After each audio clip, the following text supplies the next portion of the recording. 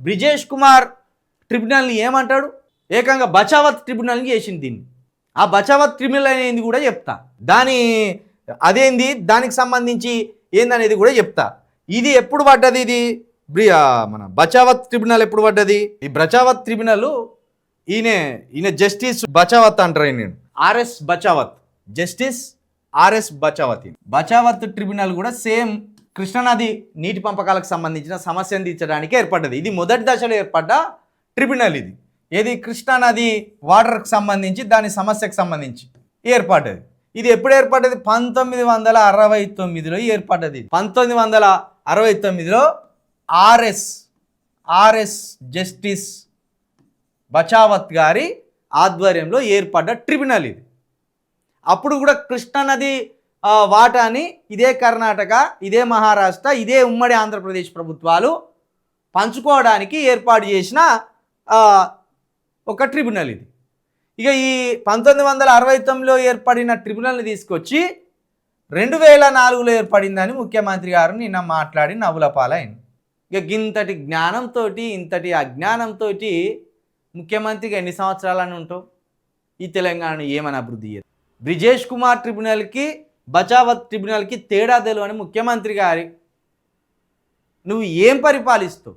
Only morning న్యూస్లో విశ్లేషణ చేయడానికే విషయాన్ని తెలుసుకొని చెప్పడానికి ప్రయత్నిస్తాను. మరి ముఖ్యమంత్రి స్థానంలో ఉన్న నువ్వు ఎంత ప్రిపేర్ అయి రావాలి, ఎంత బాగా చెప్పాలి ప్రజలకు అర్థమయ్యేటట్టు. ఇప్పుడు కేసీఆర్ చెప్పింది ప్రజలు నమ్మిండానేమో కదా నువ్వు కింద మీద పడుతున్నావు.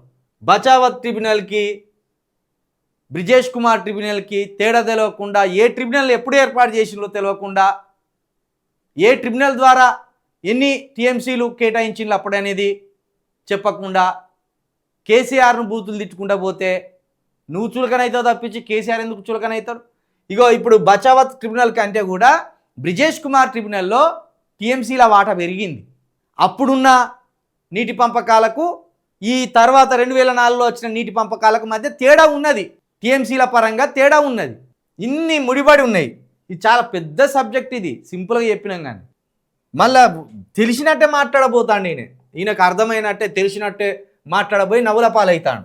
మీకు వీడియో చూపెడితే ఆగురు, నవ్వుకుంటారు మీరు. ఇదే ఈ రోజు మీరందరూ గుర్తించాల్సింది, ఈ బచావత్ ట్రిబ్యునల్ ఎప్పుడు వేసిండ్రు అనుకుంటున్నారు?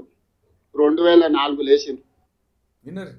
21 సంవత్సరాలైంది ఈ రోజుకు లెక్కేస్తే. మళ్ళా వినరు అద్భుతం. ఈ రోజు మీరందరూ గుర్తించాల్సింది, ఈ బచావత్ ట్రిబ్యునల్ ఎప్పుడు వేసిండ్రు అనుకుంటున్నారు? 2004లో వేసిండ్రు. 21 సంవత్సరాలైంది ఈ రోజుకు లెక్కేస్తే. అది బచావత్ ట్రిబ్యునల్ కాదు, బ్రిజేష్ కుమార్ ట్రిబ్యునల్. అది ఇప్పటికైనా సరి చేసుకోదాన్ని, నవ్వుల పాలవుతావు. లేకపోతే ఇంకెక్కడికి పోయినా ఇదే నిజం అనుకొని చెప్తే నవ్వుల పాలవుతావు. బ్రిజేష్ కుమార్ ట్రిబ్యునల్కి బచావత్ ట్రిబ్యునల్కి మధ్య దగ్గర 40-50 సంవత్సరాల తేడా ఉన్నది. ఆ టీఎంసీలు ఆ నీటి పంపకాల లెక్క వేరు, ఈ టీఎంసీలు ఈ నీటి పంపకాల లెక్క వేరు. అప్పుడు నీటి పంపకాలు చేసినప్పుడు 3 రాష్ట్రాలే ఉన్నాయి.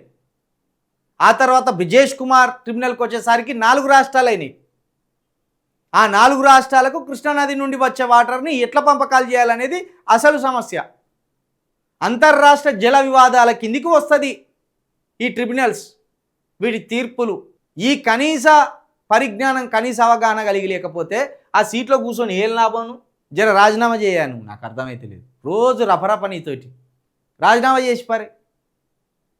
ఒక విషయాన్ని చెప్పలేక తంటాలు పడడమే కాకుండా ఈ మిగతా వారి మీద ఎదురు దాడి దిగడం ఏంది ఇది? ఈ రపరపనీతోటి అందం సందం లేని మొగడు మంచం నిండా ఉన్నాడు అన్నట్టు ఏ విషయం తెలియని నువ్వు తీసుకొని వచ్చి నిన్ను సీఎం కుర్చీలో కూర్చోబెట్టడం జరిగింది. ఇప్పుడు నెత్తి నోరు గుద్దుకుంటాను ఒక్కొక్కరు నీ వల్ల. ఇది నీ పరిజ్ఞానం, నీటి పంపకాల మీద నీకున్న పరిజ్ఞానం ఇది. ఇంకా ఈయన చూడు ఇంకో మాట అంటాడయ్యో, వీళ్ళు కూడా వేసింది ఆల్రెడీ. ఇక్కడ ఉన్నాయి చూడు. ఈ రోజు మీరందరూ గుర్తించాల్సింది, Krishna water disputes tribunals set up by the central government under R.S. Bachawat as its chairman in 1969 was the first river tribunal for a river dispute under the Interstate River Water Disputes Act 1956.